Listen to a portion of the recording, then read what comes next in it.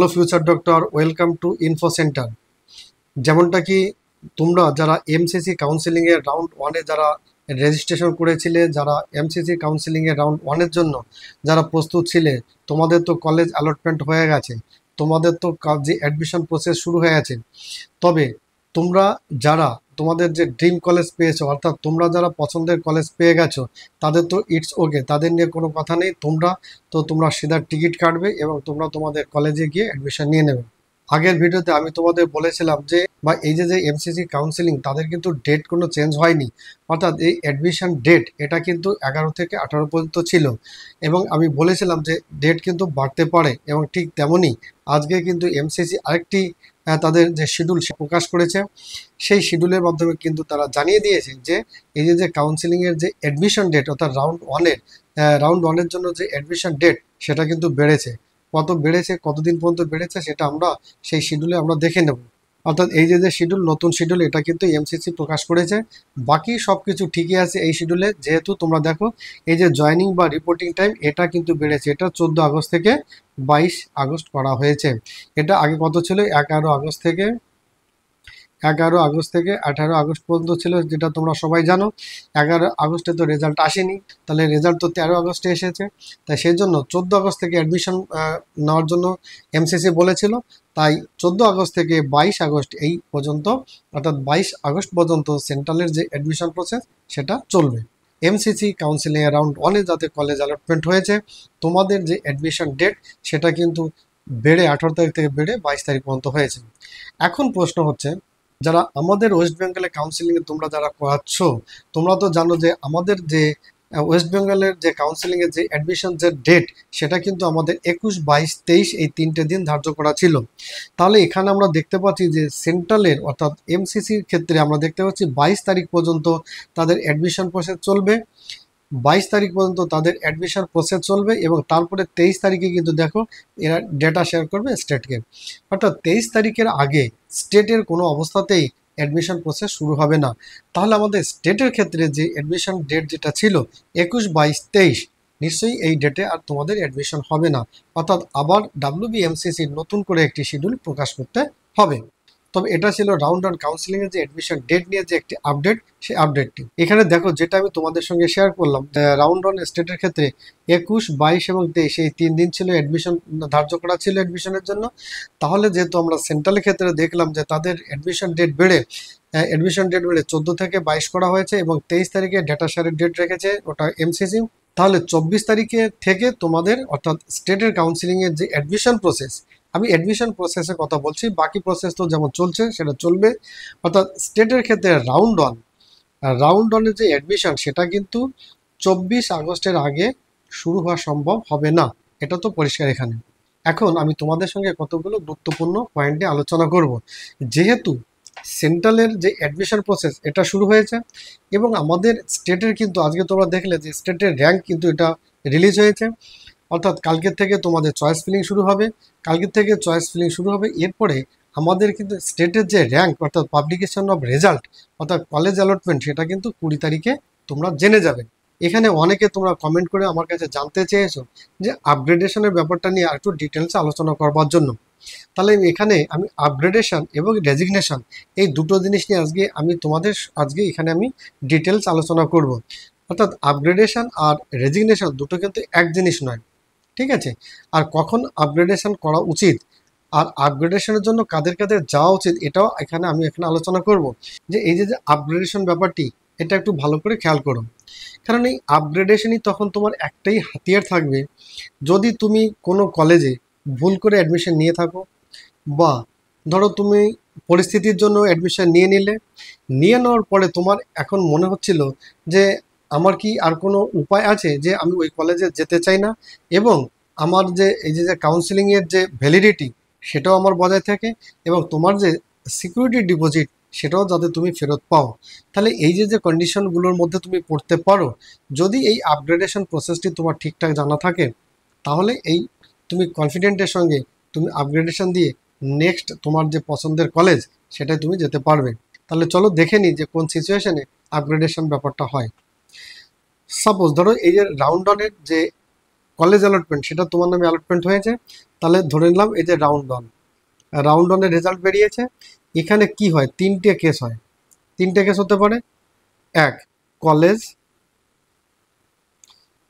A lot হলো, আবার বললাম যে কলেজ অ্যালট হলো,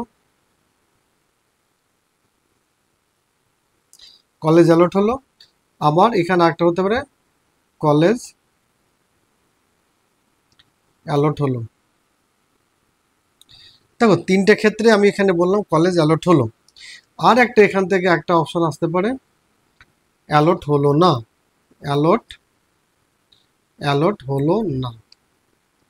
ঠিক আছে, তাহলে ভালো করে বোঝো ধীরে ধীরে। যদি তোমার নামে কোনো কলেজ অ্যালটমেন্ট না হয়ে থাকে, যদি অ্যালটমেন্ট না হয়, তাহলে তুমি সিধা রাউন্ড 2-তে প্রবেশ করছো। রাউন্ড 2-তে গিয়ে তোমাকে শুধু চয়েস ফিলিংটা করতে হবে। ঠিক আছে, চয়েস ফিলিংটা শুধু তোমাকে করতে হবে। রাউন্ড 2-তে গিয়ে তোমাকে শুধু চয়েস ফিলিংটা করতে হবে, তোমার আর কোনো কাজ নেই, যদি কলেজ অ্যালট না হয়। এখন এখানে দেখো, এই ক্ষেত্রে তিনটে হচ্ছে, কলেজ অ্যালটমেন্ট হলো, তুমি অ্যাডমিশন নিলে, কি করলে, অ্যাডমিশন নিলে, এবং এটা তোমার চয়েস ওয়ান কলেজ, তুমি কলেজ পেলে, অ্যাডমিশন নিয়ে নিলে, তাহলে তোমার আর অন্য কোনো কলেজে যাওয়ার আর কোনো ইচ্ছা নেই, কোনো প্ল্যান নেই, কারণ তুমি তো তোমার ড্রিম কলেজ যেটা, তোমার চয়েস কলেজ যেটা, সেটা তুমি পেয়ে গেছো। তাহলে এখানে তোমার এই যে কাউন্সিলিংয়ের যে জার্নি, এই জার্নি তোমার এখানে শেষ হলো। বেশ, এবার আসো 2 নম্বরের ক্ষেত্রে। এটা তোমার 1 নম্বর অপশন হতে পারে, এটা 2 নম্বর, এটা 3 নম্বর, এটা 4 নম্বর। তাহলে 2 নম্বরের ক্ষেত্রে তোমার নামে কলেজ অ্যালটমেন্ট হলো, কিন্তু কলেজটি তোমার এই চয়েস ওয়ানের নয়, এটা চয়েস ধরো, এটা চয়েস তোমার 3, 4, 5, 6 যাই হোক।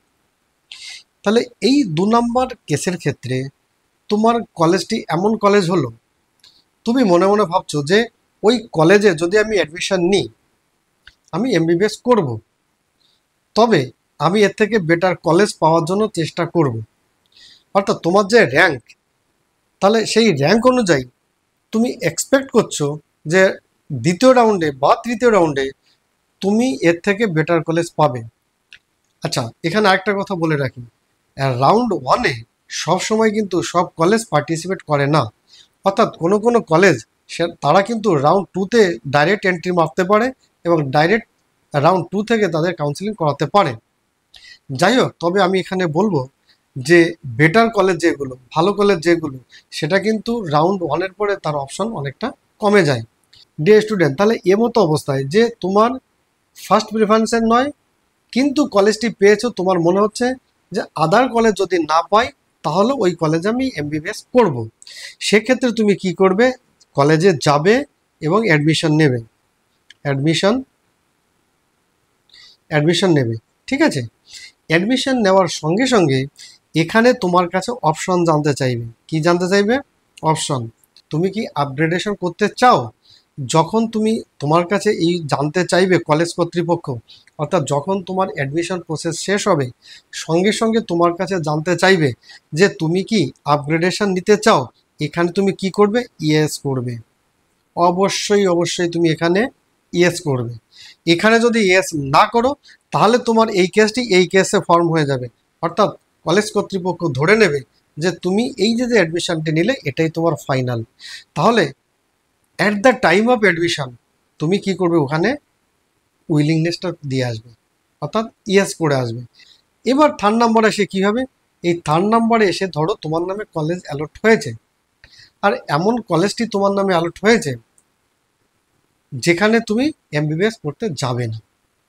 এমতো অবস্থায় এই সিচুয়েশনে যে তুমি একদম যাবেই না কলেজে, যখন তুমি মনে স্থির করে নিয়েছো, সেক্ষেত্রে তুমি একদম চুপচাপ করে বসে থাকবে। তোমাকে এই 3rd নাম্বার কেসের ক্ষেত্রে কিছুই তোমাকে করতে হবে না, তুমি টোটালি ইনঅ্যাক্টিভ হয়ে যাও। না তোমাকে এমসিসিকে জানাতে হবে, না তোমাকে মেল করতে হবে, না তোমাকে মেসেজ করতে হবে, না তোমাকে কলেজে গিয়ে জানাতে হবে রিটেন আকারে যে আমি এই কলেজে অ্যাডমিশন নিচ্ছি না। তোমাকে কিছুই করতে হবে না। এটা কি? এটা রাউন্ড 1-এর ক্ষেত্রে। এই যে অপশনটি তুমি পাচ্ছ এটাকে বলা হয় ফ্রি এক্সিট, ফ্রি এক্সিট। ঠিক আছে, তাহলে এই রাউন্ড ওয়ানের ক্ষেত্রে এই ফ্রি এক্সিট অপশনটি আছে। ওকে, তাহলে আজকের মেইন আলোচনা হচ্ছে আমার আপগ্রেডেশন। তাহলে এই যে আপগ্রেডেশন ব্যাপারটা আমি বুঝলাম, 2 নম্বর কেসে যে সিচুয়েশনটি তৈরি হয়েছে সেই কেসের জন্য হচ্ছে আপগ্রেডেশন। এখন আমি এখানে রেজিগনেশনের ব্যাপারটা নিয়ে তোমাদের সঙ্গে আলোচনা করব। আচ্ছা, রেজিগনেশন কখন দিতে হবে? ধরো এই যে যেমন সেন্ট্রালে কাউন্সিলিং চলছে, স্টেটেরও চলছে। সেন্ট্রালেরও যেমন রাউন্ড 1, রাউন্ড 2, রাউন্ড 3 এবং স্টেটের ভ্যাকান্সি রাউন্ড হবে, তেমনি স্টেটের ক্ষেত্রেও রাউন্ড 1, রাউন্ড 2, রাউন্ড 3 স্টেটের ভ্যাকান্সি রাউন্ড হবে। ঠিক আছে, এটা এমসিসি, এটা ধরো ডাব্লিউবি এমসিসি। এমসিসির ক্ষেত্রে অর্থাৎ সেন্ট্রালের ক্ষেত্রে রাউন্ড 1-এর যে কলেজ অ্যালটমেন্ট সেটা হয়ে গেছে। তাহলে এখান থেকে তোমরা জানতে পারছো কোন কলেজ তুমি পেয়েছো। সেই কলেজ পাওয়ার পরে ধরো এমন কলেজ পেয়েছো যে তোমার কিছুটা পছন্দ কিছুটা পছন্দের নয়, তাই এমতো অবস্থায় তুমি সেই কলেজে গিয়ে অ্যাডমিশন নিলে। তুমি কি করলে? Gate admission. ঠিক আছে, তুমি কি করলে? সেই কলেজে অ্যাডমিশন নিলে এবং সাথে সাথে তুমি কি করেছো? অ্যাডমিশন নেওয়ার পরে তুমি উইলিংনেস ফিল আপ করেছো, অর্থাৎ আপগ্রেডেশনের জন্য তুমি ওখানে জানিয়ে দিয়েছো বা আপগ্রেডেশনের চয়েস নিয়েছো। এখন কি করলে? সেম টাইম আমাদের স্টেটের যেমন কাউন্সিলিং শুরু হয়েছে এবং স্টেটের যে রেজাল্ট অর্থাৎ সিট অ্যালটমেন্ট যে রেজাল্ট সেটা প্রকাশিত হবে কবে? সেটা 20 তারিখে, যেটা বললো 20/8/25 আমাদের কলেজ অ্যালটমেন্ট লেটার, অর্থাৎ স্টেটের ক্ষেত্রে কলেজ অ্যালটমেন্ট লেটার সেটা 20 তারিখে প্রকাশ হবে।